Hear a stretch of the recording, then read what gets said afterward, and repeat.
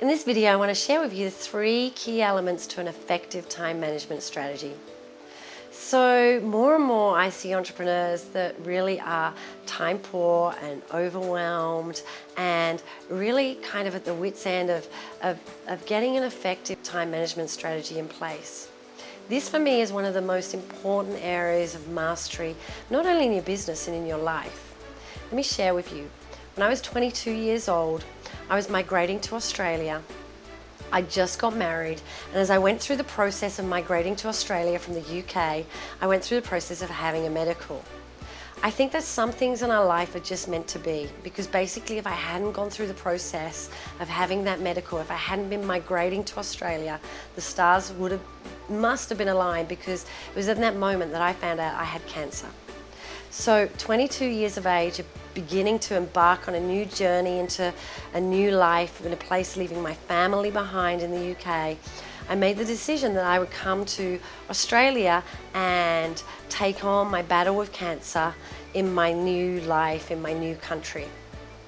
What it taught me was this amazing value of the time that we have in our lives, and how critical it is for us to value each and every day as if it's our last day on this earth. It actually took me 8 years to win my battle with cancer. It's given me this massive passion for helping people with their time management and making sure that each and every day they make the most of the time that they have. Time is such a great leveler. It's the only thing, it doesn't matter where we are on the planet, right? We all have exactly the same amount of time when we wake up each day. And the difference between you and people who are doing things differently to you is simply the way they're spending their time. So if you look at a business owner and you aspire to be them because you believe that they have more success in their lives, what you need to do is focus on how you're spending your time every day. It's such an important discipline. So the first place you need to start with is you need to make sure that you have structure in how you manage your time. Most people don't have structure.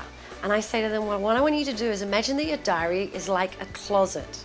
Like a closet where you have drawers and you have shelves and you have little hooks where you put things.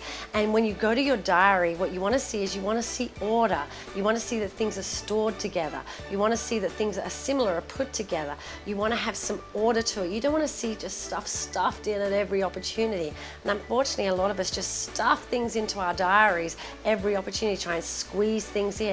And it turns into this chaos in terms of having a time management strategy. So what I'd recommend that you do is think about your week and think about your ideal week and think about all the different components in your business, the things that you need to achieve, the places where you need to spend time. You need to spend time with your team members. You need to spend time on your finances. You need to spend time on your sales. You need to spend time on product development. You need to spend time in strategy. You need to spend time on all these things. And so design your little diary closet so that you know when you're going to do your strategy, you know when you're going to do your marketing, you know when you're going to do your admin. As Stephen Covey would say, you put your big rocks in and then you let the sands of the little tasks fill in between all the big rocks in your business. It's such an important concept, but you first need to design what that closet looks like for you. The second thing you need to do is you then need to put some systems in place for how you process incoming data. Let's face it, we are bombarded 24/7 through our phones, through our tablets, through our computers, through our mailbox, all this stuff that we need to process. And so in designing your closet, what you create is this space where you can take that incoming information, just store it away where it needs to be, ready for when you want to use it. So having the structure and then putting in a system in place for processing incoming information that you get, whether it's emails, phone calls, tasks, letters, whatever it is the first 2 steps to actually really learning how to manage your time effectively. And my final recommendation is once you've got the systems in place, once you have the structure in place, then you need to manage it with ferocious discipline. You need to ensure that you don't get hijacked, that you don't go off chasing shiny objects. You need to stick to your plan. And my advice to you would be to practice the mastery of time management each and every day.